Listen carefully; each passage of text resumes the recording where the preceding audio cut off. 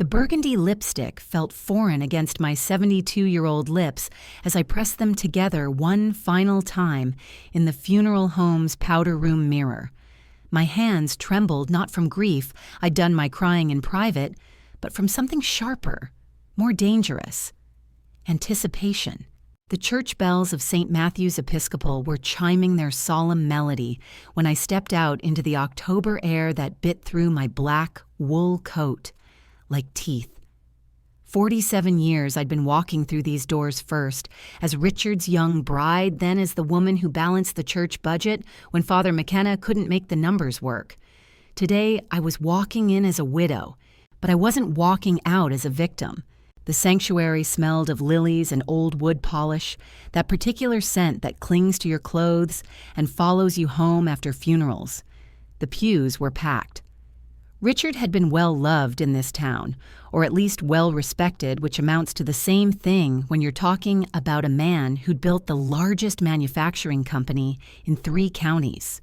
I settled into the front pew, my leather gloves smooth against the worn hymnal, and felt the weight of 200 pairs of eyes on my back.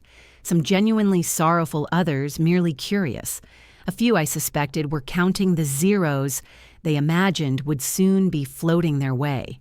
The mahogany casket gleamed under the stained glass light, Richard's photo perched on an easel beside it. He looked younger in that picture, before the cancer, before the long nights when he'd hold my hand and whisper about things he needed to tell me. Important things, legal things. Don't bother crying too much, Catherine. The voice sliced through the hushed murmur of pre-service conversations, like a blade through silk. Laura, my daughter-in-law, leaned toward me from 2 seats down, her Chanel No. 5 perfume, sharp enough to sting my nostrils. She wore black, of course, but it was the kind of black you'd see at a cocktail party, fitted expensive, showing just enough leg to remind everyone she was still young at 38. "He's gone," she continued, her voice pitched low, but not low enough, "and so is your free ride. This family's mine now." The words didn't shock me. I'd been expecting them, or something like them, for months. What surprised me was how steady my hands remained, folded in my lap, how my breathing stayed even despite the rapid-fire beating of my heart against my ribs. "Finally, it's ours," she murmured loud enough for the Hendersons from the hardware store to hear. They shifted uncomfortably, their eyes darting between Laura's confident smile and my composed silence.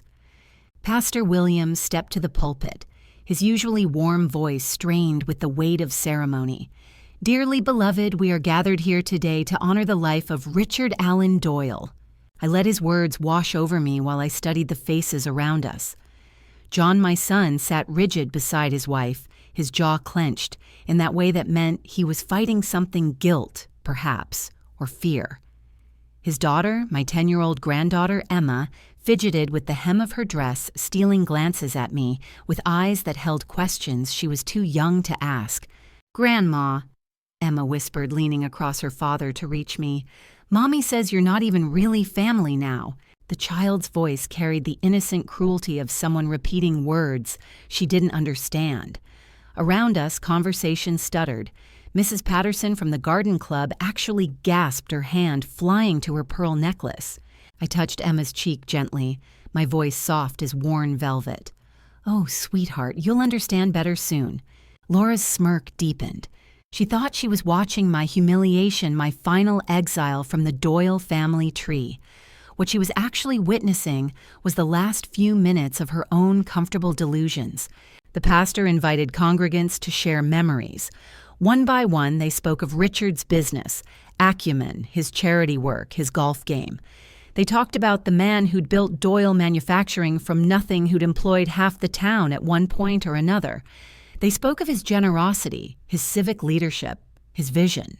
Not one person mentioned the nights I'd sat up balancing books when the company nearly folded in '82. No one recalled how I'd pawned my grandmother's engagement ring to make payroll that Christmas. They didn't know about the contracts I'd drafted, the suppliers I'd sweet-talked, the bank loans I'd negotiated with my maiden name, still on the papers, because Richard's credit was shot. That was fine. Some truths weren't meant for eulogies. "Catherine," a soft voice murmured beside me. Thomas Avery Richards' attorney for 30 years had slipped into the pew. His silver hair was perfectly combed, his dark suit expensive but understated. He carried a leather briefcase that I recognized the same one he'd brought to our kitchen table 3 months ago when Richard called him over for what Laura assumed was just old man business. Thomas. I acknowledged, noting how Laura's attention sharpened like a hawk spotting prey. "Everything's prepared," he said quietly, his words meant only for my ears. Just as Richard instructed. I nodded once the movement barely perceptible. Behind us, I could hear whispered speculation about inheritance, about wills, about who would get what. Laura wasn't the only one making assumptions about Richard's legacy. The service concluded with Amazing Grace, Richard's favorite hymn. As the last notes faded, Pastor William stepped aside and Thomas rose from the pew. "Ladies and gentlemen," he announced, his voice carrying easily through the sanctuary. Per Mr. Doyle's express written instructions, his last will and testament is to be read immediately following the service. He wanted no delay, no private meetings, no room for speculation or dispute. The murmur that rippled through the congregation sounded like wind through dry leaves. I felt Laura straighten beside me, her breathing quickening with anticipation. She reached for John's hand, squeezed it, whispered something that made him nod. Thomas opened his briefcase and withdrew a thick document bound in blue legal covers. The paper crinkled softly as he unfolded it, the sound unnaturally loud in the sudden silence. "I, Richard Allen Doyle, being of sound mind and body, do hereby declare this to be my last will and testament." Laura's lips curved into a smile so broad it was almost grotesque. She was already calculating, already planning how to spend the windfall she was certain was coming. I could practically see the dollar signs reflecting in her eyes. "To my beloved wife, Catherine Marie Doyle." Here it comes, I thought. The moment when 47 years of marriage, of partnership, of building something from nothing would finally be acknowledged. Not in whispered asides or casual dismissals, but in black and white legal language that no one could rewrite or explain away. Thomas's voice grew stronger as he continued reading, each word falling into the church's silence, like stones into still water. Around us, people leaned forward, straining to hear their own fates being decided by a dead man's final wishes. Laura's hand tightened on John's arm, her knuckles white against his dark suit sleeve. She was so certain of victory that she'd already begun to sit a little straighter, preparing to graciously accept the condolences and congratulations she expected to follow. But as Thomas read on, something shifted in the air. The quality of silence changed from anticipation to something else entirely. Something that tasted of copper pennies and felt like the moment before lightning strikes. I folded my hands more tightly in my lap and waited for the storm to break. "To my beloved wife, Catherine Marie Doyle, I leave the entirety of my estate, including all financial assets totaling $9,800,000, all shares in Doyle Manufacturing, and our family residence at 1247 Maple Drive." The words hung in the air like smoke from a snuffed candle. Thomas's voice had grown steadier with each syllable, but the congregation seemed to collectively hold its breath. I watched Laura's face from the corner of my eye, saw the exact moment when comprehension dawned like ice water being poured over her head. Her smile didn't just fade, it cracked. Actually cracked like old paint peeling from a wall that's been hit too hard. The color drained from her cheeks until she looked like expensive porcelain left too long in harsh sunlight. Furthermore, Thomas continued, his voice cutting through the stunned silence. "To my son, John Doyle, and his wife, Laura, I leave my heartfelt hope that they will one day learn the difference between entitlement and inheritance. All other assets not specifically mentioned herein remain under Catherine's sole discretion."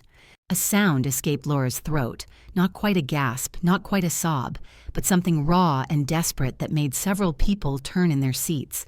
John's hand moved toward hers, but she jerked away as if his touch might burn her. "This can't be right," she said, her voice cutting through the sacred quiet like fingernails on slate. "There's been a mistake. Richard promised—" "There is no mistake," Thomas replied, his tone gentle but unyielding. This will was signed, notarized, and witnessed 3 months ago, replacing all previous documents. Mrs. Doyle, would you like to verify the signature? I rose slowly from the pew, my knees protesting the movement, but my spine straight as the church spire above us. Every eye in the sanctuary followed me as I made my way to the front, my low heels clicking against the stone floor with the rhythm of a funeral march. The document Thomas held bore Richard's familiar signature, the R, looping into the D in that distinctive way he'd developed during his Army years.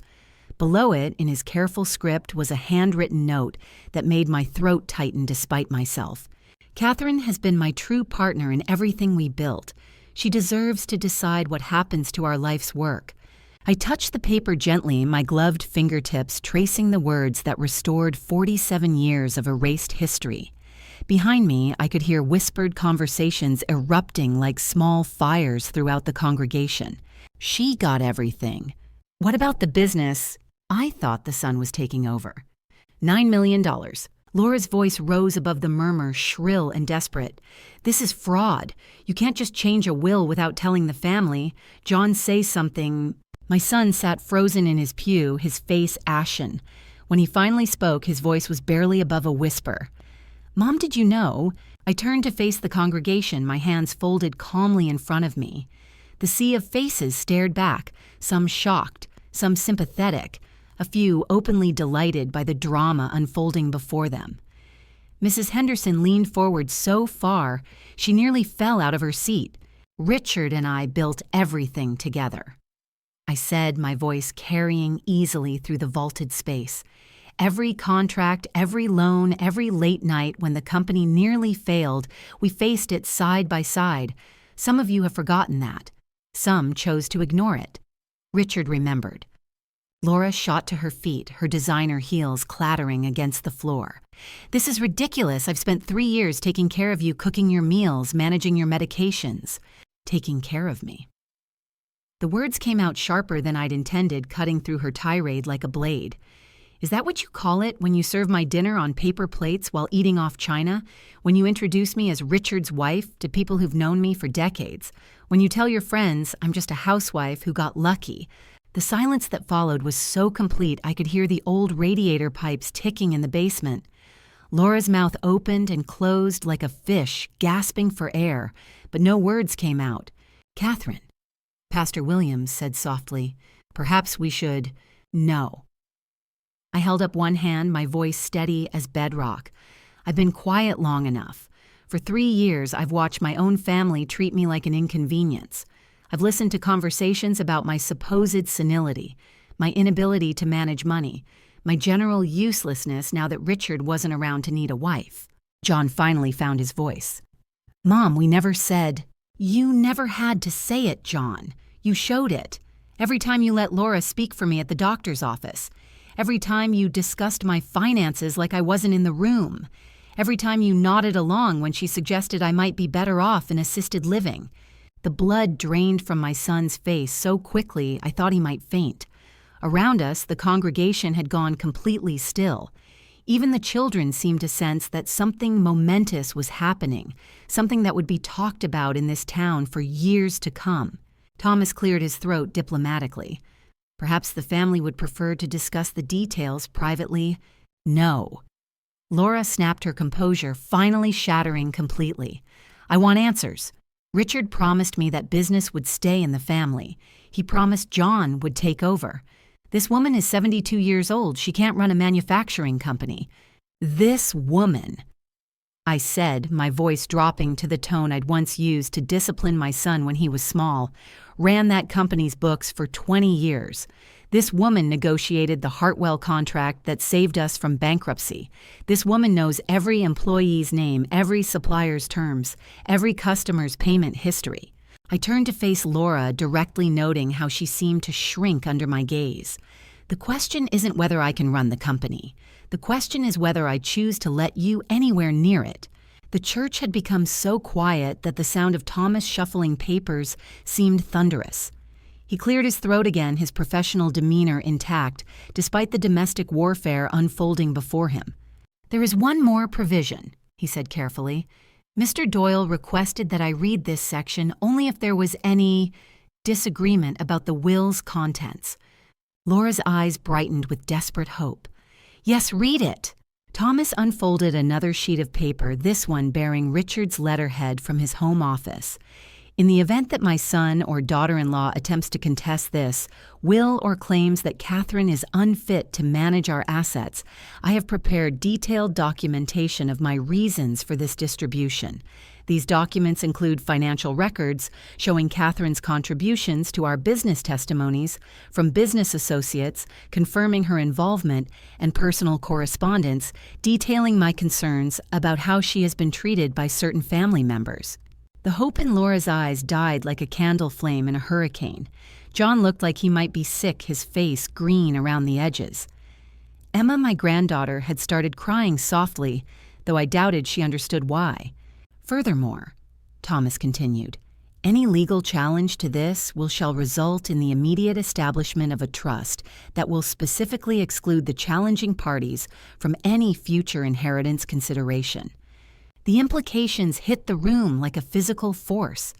Laura swayed slightly, her hand gripping the back of the pew so tightly her knuckles went white. Around us, I could feel the shift in the congregation's mood from shock to understanding, to something that might have been approval. Mrs. Patterson from the garden club actually started clapping a slow, deliberate sound that echoed off the stone walls. Others joined her not enthusiastically, but with the measured respect due to justice finally served. Laura spun toward the sound, her face flushed with humiliation and rage. You people don't understand. She's been manipulating him, playing the victim. She's not capable of managing millions of dollars. I managed to raise a son who became a successful accountant, I said quietly. I managed to help build a business from nothing. I managed to keep a marriage together for 47 years, while certain people did their best to undermine it. I think I can manage some money. The words fell into the silence like stones into deep water, sending ripples through the gathered crowd. I could see people nodding, remembering their own observations of family dynamics they'd witnessed, but been too polite to comment on. Thomas began gathering his papers, the legal formalities concluded. Mrs. Doyle, if you'd like to meet this week to discuss the transfer of assets and business operations, and Tausenontis. Yes, I said, my voice clear and strong. I have several ideas about changes that need to be made. Laura let out a sound that was part laugh, part scream. This isn't over. There are laws about elder abuse, about manipulation. We'll fight this. I turned to look at her one final time, taking in her designer dress, her perfect makeup, her manicured nails. She looked exactly like what she was, a woman who had never built anything but had spent years planning how to tear things apart. You're welcome to try, I said, but I should mention that Richard and I have been recording our conversations for the past 6 months. Something about wanting to preserve family memories for posterity. The lie rolled off my tongue smooth as silk, but the effect was immediate. Laura's face went white as fresh snow, and John made a choking sound that might have been a sob. I gathered my purse and gloves, nodding politely to Thomas. Shall we say Thursday at 10? I believe we have a company to discuss. As I walked down the center aisle toward the church doors, I could feel the weight of 200 stares following my progress, some sympathetic, some shocked, a few openly admiring. I kept my eyes forward. My steps measured my spine straight. Behind me, I heard Laura's voice rising to near hysteria. This is insane. She can't do this. Someone has to stop her. But no one answered. No one moved to help her. And as I pushed through the heavy oak doors into the crisp October afternoon, I realized that for the first time in 3 years, no one was telling me what I could or couldn't do. The real reckoning was just beginning. Thursday arrived gray and bitter, the kind of October morning that warns of the winter to come. I dressed carefully in my navy suit, the one I'd worn to board meetings when Richard was alive, back when people still remembered I had a brain between my ears. The pearls at my throat had been my mother's, and they felt like armor as I fastened the clasp. Thomas's office occupied the third floor of the old Merchants Building downtown, with tall windows that overlooked Main Street and the courthouse beyond. I'd been here dozens of times over the years, but never as the sole decision-maker, never as the woman holding all the cards. The reception area smelled of leather and old wood, that particular scent of established money and long-held power.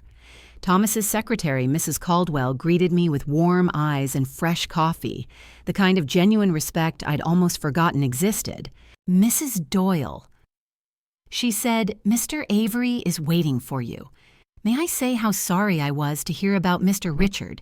He was a good man." "Thank you, dear." He was indeed. Thomas's office was exactly as I remembered: floor-to-ceiling bookshelves, a massive oak desk that had probably been there since Eisenhower was president, and windows that let in just enough light to read by without feeling harsh. He rose when I entered, his silver hair catching the morning sun. "Catherine, thank you for coming. I trust you're holding up well after Sunday's revelations." I settled into the leather chair across from his desk, arranging my skirt with the precision my mother had taught me 60 years ago. "I'm holding up just fine, Thomas. Better than I have in years, actually." He smiled, the kind of expression that suggested he'd been hoping I'd say exactly that. "Good, because we have quite a bit to discuss." He opened a thick file folder revealing stacks of documents, financial statements, and legal papers. Richard left very specific instructions about how he wanted the transition handled. For the next 2 hours, we went through everything: bank accounts, investment portfolios, business partnerships, real estate holdings, insurance policies. The numbers were staggering, larger than I'd imagined, even knowing how well the company had done in recent years. "The manufacturing business alone is worth $12 million, Thomas explained, pointing to a detailed valuation report. "The real estate holdings add another $3 million, and the liquid assets, well, you heard those numbers on Sunday." I studied the papers, noting how my name appeared on documents I'd never seen before, signatures I'd signed years ago, when Richard asked me to just sign here, honey, for the lawyers. I thought I was being a supportive wife. I'd actually been protecting my own future. "He planned this," I said, not really a question, "for years." Thomas confirmed. "Richard was worried about how you were being treated. He mentioned several incidents that concerned him." The memory surfaced unbidden. Richard sitting at our kitchen table last spring, his face drawn with something more than illness. "Catherine, I need to ask you something, and I want you to tell me the truth. Are you happy living with John and Laura?" I'd laughed it off, then made some comment about adjusting to new arrangements. I thought he was worried about my loneliness, not my dignity. "What incidents?" I asked. Thomas hesitated, then pulled out another folder. He kept notes. Conversations he overheard, things Laura said when she thought he wasn't listening. There's quite a detailed record here. The folder contained pages of Richard's careful handwriting, dates and times, and verbatim quotes that made my stomach clench with recognition. Laura telling her sister on the phone that I was basically a maid who thinks she's family. John agreeing that I might be losing it when I questioned their spending. My own granddaughter being coached to call me by my first name instead of Grandma because it's less confusing. He heard all of this and more. "Catherine, your husband loved you fiercely, but more than that, he respected you. He wanted to make sure that respect was legally protected." The phone on Thomas's desk buzzed, and Mrs. Caldwell's voice came through the intercom. "Mr. Avery, John Doyle and his wife are here. They say they have an appointment." Thomas looked at me questioningly. I straightened my shoulders and nodded. "Send them in." The door opened to reveal my son and daughter-in-law, both looking like they'd aged a decade since Sunday. John's usual confidence had evaporated, replaced by the uncertainty of a man who'd suddenly realized he didn't understand the rules of the game. Laura, on the other hand, radiated fury barely contained beneath a veneer of false politeness. "Hello, Mother," John said, not quite meeting my eyes. "Thomas." "John, Laura." I gestured to the chairs across from us. "Please sit down." Laura remained standing, her designer handbag clutched like a weapon. "We're not here to sit and chat. We're here to discuss this misunderstanding about the will." "What misunderstanding?" I asked mildly. The part where you somehow convinced a dying man to leave everything to you instead of his son. The accusation hung in the air like sulfur smoke. Thomas started to speak, but I held up a hand to stop him. Laura, are you suggesting I manipulated my husband of 47 years? I'm not suggesting anything, I'm saying it outright. Her voice was rising, her careful composure cracking. Richard was on pain medication. He wasn't thinking clearly. Any reasonable court would see that this will was signed under duress. I opened my purse and withdrew a small digital recorder, the kind my granddaughter had given me last Christmas to record your stories for us, Grandma. I placed it on Thomas's desk where everyone could see it. You might be interested to know that Richard asked me to document our family conversations over the past year. For posterity, he said. Would you like to hear some of the recordings? Laura's face went white. John made a strangled sound in his throat. I pressed play. The recorder crackled to life, filling the room with voices from 6 months ago. Laura's voice crystal clear and unmistakable. The old woman is getting on my nerves. She acts like she built that company herself instead of just being married to the guy who did. When Richard dies, the first thing I'm doing is putting her in Sunset Manor where she belongs. John's voice followed. She won't like that. She won't have a choice. We'll have power of attorney by then. I stopped the recording. The silence in the office was deafening. There are hours more, I said conversationally. Discussions about my supposed senility plans for selling assets, quite detailed conversations about how quickly you could move me out of the house. John had gone green around the edges. Mom, you didn't mean to get caught, I corrected. There's a difference. Laura finally found her voice, though it shook with rage. You recorded us illegally, in our own home. That's invasion of privacy. It's perfectly legal in Ohio. Thomas interjected smoothly, as long as one party to the conversation consents to the recording. Since Catherine was present for all of these conversations, the implications settled over them like a heavy blanket. Laura sank into her chair as if her legs had given out. What do you want? John asked quietly. I studied my son's face, looking for traces of the boy I'd raised, the young man who'd called me his hero when he graduated college. I found shadows of him there beneath the resignation and fear. I want what I've always wanted, I said. Respect, dignity, the acknowledgement that I'm a human being, not a piece of furniture to be moved around at your convenience. And the business. Laura's voice was barely above a whisper. The business stays in the family, my family, which at this point consists of me and my granddaughter. Laura's head snapped up. You can't cut John out completely. He's worked for that company for 15 years. As an employee, drawing a salary I approved, working in a position I helped create. I leaned forward slightly. John is welcome to continue as an employee, assuming he can demonstrate the kind of professional respect he'd show any other company owner. The power shift in the room was almost visible, like watching water flow downhill. For 3 years, I'd been the dependent mother, the burden, the old woman they tolerated out of obligation. Now, suddenly, I was their boss. John cleared his throat. What about the house? Your house. I smiled, the expression feeling strange on my face after months of careful neutrality. You mean my house where I've graciously allowed you to live rent-free while you planned my exile? That house... We've been maintaining it, paying the utilities. With money from an account I funded, I interrupted. Everything you've paid for my care has come from assets Richard and I accumulated together. You've been spending my money to house yourselves while telling people how generous you're being. Thomas shuffled some papers, his discomfort with the family drama evident, but his professional duty clear. Mrs. Doyle has asked me to prepare eviction notices effective in 30 days. The words hit John like a physical blow. He actually swayed in his chair. 30 days, Mom. We have a child. We have nowhere else to go. You have John's salary from the company, I said. Assuming, of course, that he continues to have a job, that will depend entirely on his attitude going forward. Laura stood up so abruptly, her chair rolled backward. This is blackmail. Pure and simple blackmail. No, dear. I rose as well, my voice calm as still water. Blackmail would be if I threatened to release those recordings to your country club friends, or to the Chamber of Commerce where John serves on the board, or to the parents at Emma's school, who might be interested to know how you really feel about elderly family members. The color drained from her face completely. Around her perfectly applied makeup, she looked like a corpse. This, I continued, is simply justice. For 3 years, you've treated me like an inconvenience. Now you get to experience what that feels like. I gathered my purse and gloves, nodding to Thomas. Shall we schedule another meeting for early next week?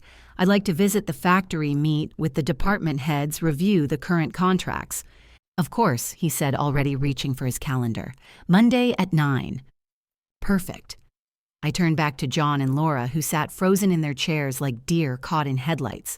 Oh, and I'll need the spare keys to my house by Friday, all of them. As I walked toward the door, Laura's voice followed me, shrill with desperation. You can't do this. You're 72 years old. You'll run everything into the ground. I paused at the threshold, my hand on the brass doorknob. Laura, I helped build that company when I was 24 and you were still in diapers. I navigated the recession of '82, the supply crisis of '94, and the labor disputes of 2008. What makes you think age has made me less capable?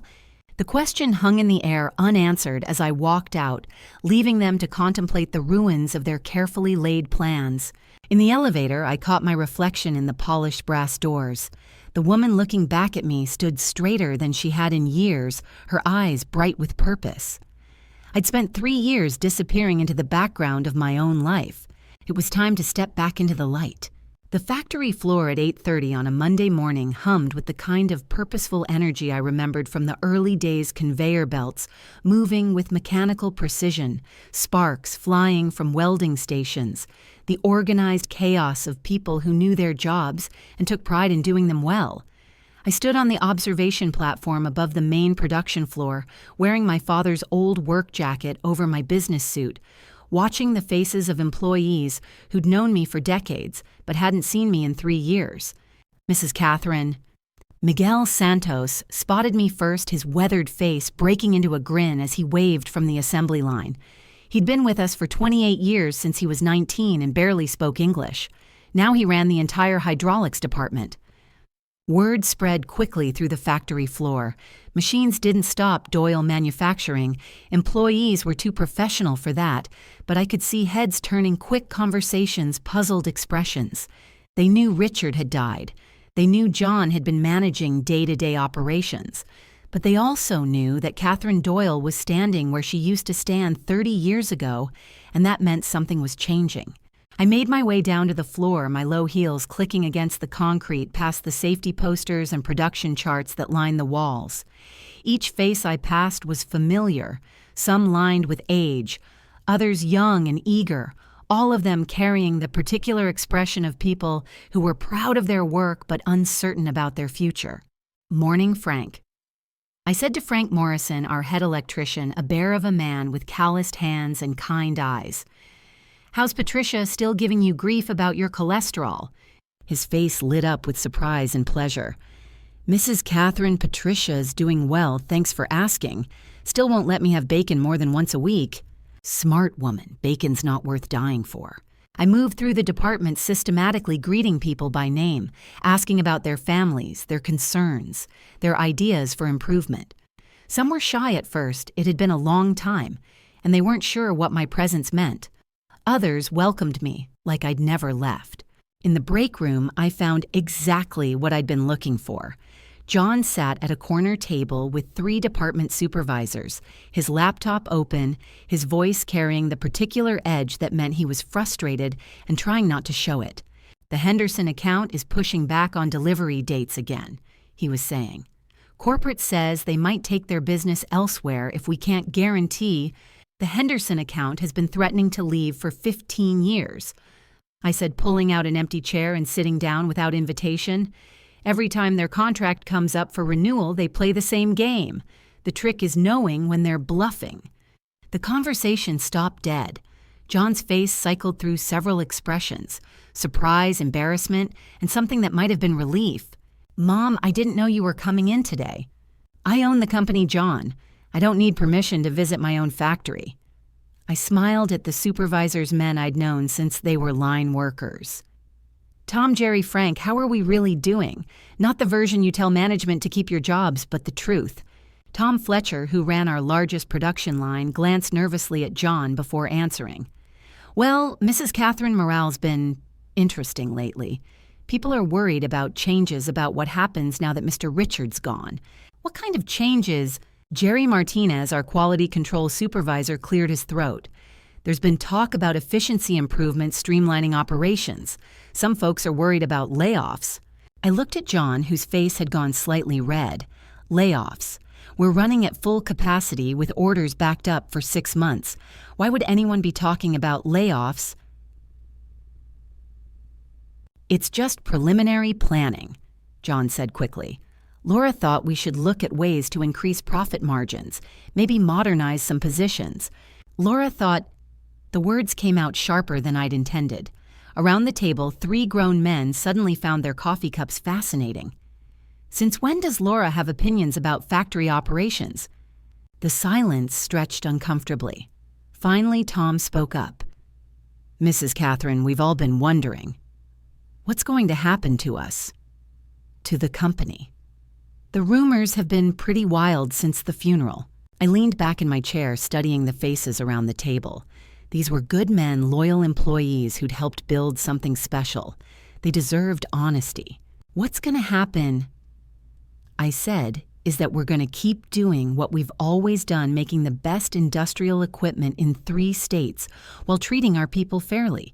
There will be no layoffs, no efficiency experts brought in to tell us how to do jobs we've been doing for decades, and no changes made without consulting the people who actually know how this place runs." The relief on their faces was immediate and visible. Tom's shoulders relaxed for the first time since I'd sat down. "As for the rumors," I continued, glancing at John, "Richard left the company to me, all of it. I'll be taking a more active role in operations starting immediately." John's laptop snapped shut with more force than necessary. "Mom, can we talk privately?" "Of course." I stood nodding to the supervisors. "Gentlemen, thank you for the honest assessment. Let's schedule a full department meeting later this week. I want to hear everyone's ideas about improving operations." John followed me to the small office adjacent to the break room, his face tight with controlled frustration. The moment the door closed, his composure cracked. "You can't just walk in here and start making announcements," he said, his voice strained. "These people look to me for leadership. You're undermining my authority." "Your authority." I settled into the chair behind the desk, Richard's old desk, though it had been John's for the past 2 years. "John, you work for me now. Your authority comes from me, and I can withdraw it any time I choose."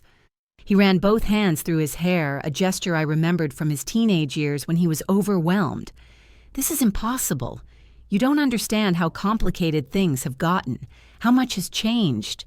What's changed is that you've been taking advice from someone who's never worked a day in manufacturing." I opened the desk drawer and pulled out a stack of memos, all bearing Laura's neat handwriting. Efficiency studies, outsourcing analysis, pension fund restructuring. Where did these come from?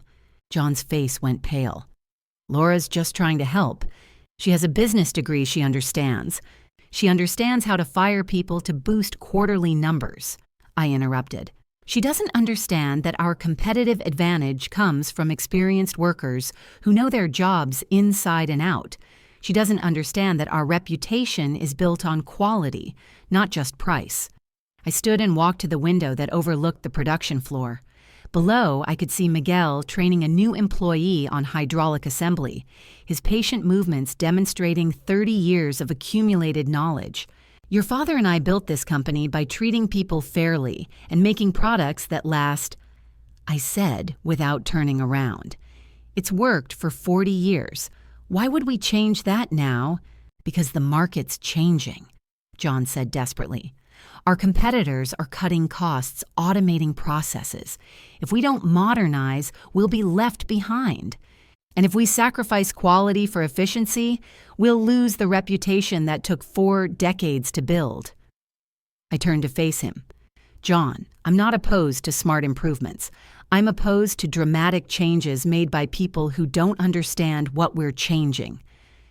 The office fell quiet except for the distant sounds of machinery and the occasional shout from the floor. John stared at his hands, his shoulders slumped in defeat. "What do you want me to do?" he asked finally. "I want you to remember who you are," I said gently. "You're a good man, John. You're smart, you're capable, and you know this business. But somewhere along the line, you started letting someone else make your decisions for you." He looked up, pain flickering across his features. "It's not that simple, Mom. Marriage is compromise. I can't just ignore Laura's input. There's a difference between compromise and capitulation." I sat back down, my voice softening. "Son, I've watched you change over the past 3 years. The man who used to stand up to bullying suppliers, who fought for fair worker contracts, who took pride in our company's reputation, where did he go?" John was quiet for a long moment, staring out the window at the factory floor where he'd worked since college, where he'd learned the business from the ground up. "She says I'm weak," he admitted finally. "That I don't have the killer instinct to run a modern business, that I'm too sentimental about employees who would replace me in a heartbeat if they got a better offer." The words hit me like a physical blow.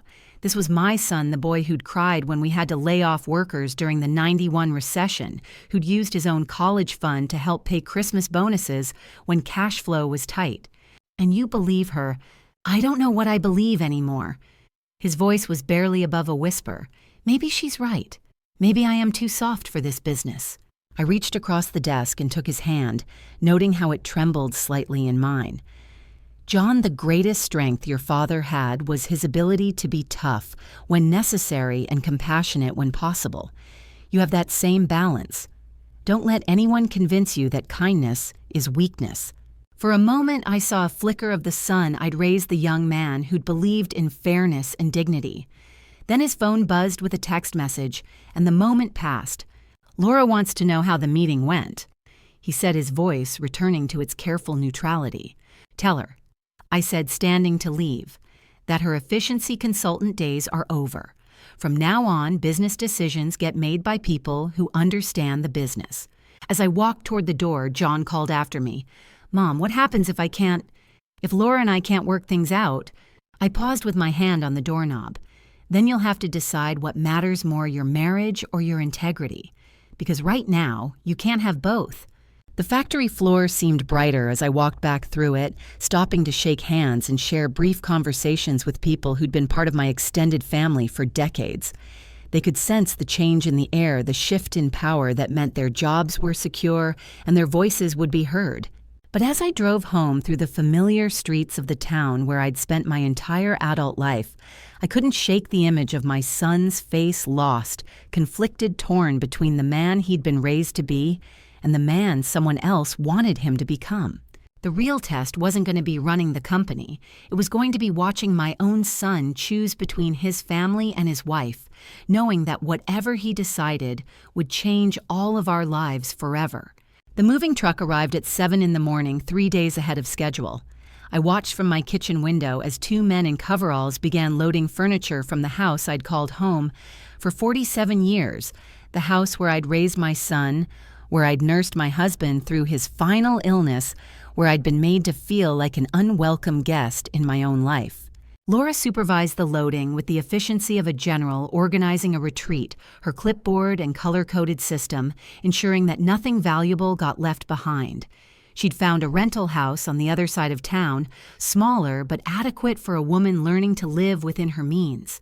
John's salary from the company would cover their expenses, assuming he kept his job. That decision I'd made clear depended entirely on his behavior going forward. Emma, my 10-year-old granddaughter, sat on the front steps with her stuffed elephant, watching her world dissolve into cardboard boxes and packing tape. She'd been quiet since the day of the funeral, her usual chatter replaced by the solemn observation of a child trying to understand why adults who claim to love each other could cause so much pain. I dried my hands on the dish towel and walked outside my steps, careful on the frost-slicked driveway. October had given way to November, and the air carried the bite of winter approaching. "Hello, sweetheart," I said, settling beside Emma on the cold concrete steps. She looked up at me with Richard's eyes gray-green and serious beyond her years. "Grandma Catherine, are you really making us move?" The question twisted in my chest like a blade.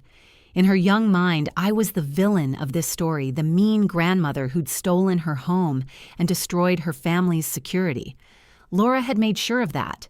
"Emma, do you know what happened to your grandfather's company who built it?"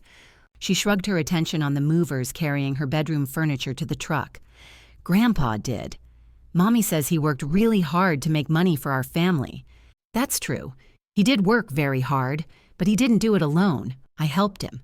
For 20 years, I worked beside him making phone calls and balancing books and meeting with customers. We built that company together like a team." Emma's brow furrowed in the way it did when she was processing new information.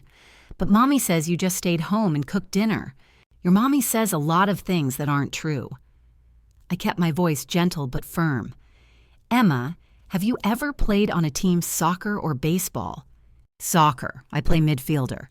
"Good. And if one player on your team decided that another player wasn't important, that they didn't contribute anything, what would happen?" "The coach would be mad," Emma said promptly. "Everyone on the team is important." "Exactly. For a long time, some people in our family forgot that I was part of the team. They forgot that I helped build everything we have. So I had to remind them." The front door slammed and Laura emerged carrying a box marked "Kitchen Fragile" in her neat handwriting. She spotted Emma and me on the steps, and her face hardened. "Emma, come help pack your books," she called sharply. "We don't have all day." Emma stood reluctantly, then surprised me by leaning down to hug my shoulders. "I love you, Grandma Catherine," she whispered. "Even if I can't live with you anymore." The words broke something loose in my chest, a dam I'd been holding back for months. I hugged her tight, breathing in the scent of strawberry shampoo and childhood innocence. "I love you too, sweetheart, more than you know." As Emma trudged toward the house, Laura approached with her clipboard, her expression a careful mask of martyred dignity. "I hope you're satisfied," she said, her voice pitched low but carrying clearly in the crisp morning air. "Breaking up a family, traumatizing a child, turning a son against his own wife. Is this really what Richard would have wanted?" I stood slowly, my joints protesting the cold concrete, but my spine straight as a steel rod. "Laura, Richard spent his final months documenting how you treated me, how you planned to discard me the moment he was gone. I think he'd be perfectly satisfied with how this is playing out." Her carefully constructed composure cracked slightly. "You can't prove any of that. Those recordings won't hold up in court. We'll never know, will we? Because you're not going to challenge the will. You're not going to cause a scene that would embarrass John at work or damage Emma's reputation at school. You're going to take your reduced circumstances with grace because the alternative is having everyone in town know exactly what kind of person you really are." Laura's hands tightened on her clipboard until her knuckles went white. "This isn't over, Catherine. You may have won this battle, but you haven't won the war." "There is no war, Laura. Wars require two armies of equal strength. You brought a dinner fork to a knife fight, and now you're learning what happens when you underestimate your opponent." The moving truck's engine started with a rumble that seemed to shake the ground beneath our feet. John appeared in the doorway, his face a map of exhaustion and defeat. He'd aged 10 years in the week since the funeral, his usual confidence replaced by the uncertain movements of a man who no longer trusted his own judgment. "Mom," he said, not quite meeting my eyes, "we should talk before we go." I nodded toward the backyard, away from Emma's curious ears and Laura's listening presence. We walked in silence past the garden where I'd grown tomatoes and roses for 40 years, past the oak tree where John had built his first treehouse, to the wooden bench Richard had installed for our 30th anniversary. "I've been thinking about what you said," John began, his voice carefully controlled, "about choices and integrity and what kind of man I want to be." I waited, giving him space to find his words. "I failed you," he continued. "I let Laura convince me that you were becoming a burden, that you were losing your ability to think clearly. I believed her because it was easier than standing up to her, easier than dealing with conflict in my marriage. The admission hung between us like morning mist, visible but fragile. "John, let me finish," he said urgently. "I need to say this before I lose my nerve. I was wrong. Not just mistaken, but wrong in a way that betrayed everything you and Dad taught me about loyalty and family and treating people with dignity." Tears pricked at the corners of my eyes, but I blinked them back. This conversation was too important for sentiment to cloud it. "I can't undo the past 3 years," John continued. "I can't take back the things I said or didn't say the times I chose Laura's version of reality over your truth. But I want you to know that I remember who you are. I remember watching you work late into the night when the company was struggling. I remember how you pawned your jewelry to make payroll. I remember that you were never just Dad's wife. You were his partner in everything." The words I'd been waiting 3 years to hear finally spoken aloud.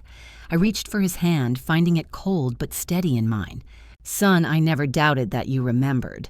I was just waiting for you to admit it." John laughed shakily. "I guess I always was stubborn. Wonder where I got that from." "Your father, definitely your father." We sat in comfortable silence for a moment, watching the movers load the last of the furniture. The house that had sheltered 3 generations of Doyles was emptying, preparing for whatever came next. "What happens now?" John asked. "Now you go to your new house and figure out how to be a husband and father in a way that doesn't require you to sacrifice your principles. And you come to work tomorrow morning ready to be the kind of manager this company needs, fair, honest, and committed to treating people with respect. And if Laura can't accept that," I squeezed his hand gently, "then you'll have to decide whether you're married to her or to her expectations. That's not a choice I can make for you." The moving truck pulled away from the curb with a hydraulic hiss of air brakes. Laura herded Emma into their car, her movements sharp with suppressed fury. Through the windshield, I could see my granddaughter's face pressed against the glass, her eyes wide and solemn. John stood to leave, then paused. "Mom, I know I don't have the right to ask this, but will you consider letting Emma visit sometimes? She loves you, and she doesn't understand why her family is falling apart." "Emma is welcome here anytime," I said. "She's my granddaughter, and that will never change. But she comes alone or with you. Laura's visiting privileges have been permanently revoked." A ghost of a smile crossed John's face. "Fair enough."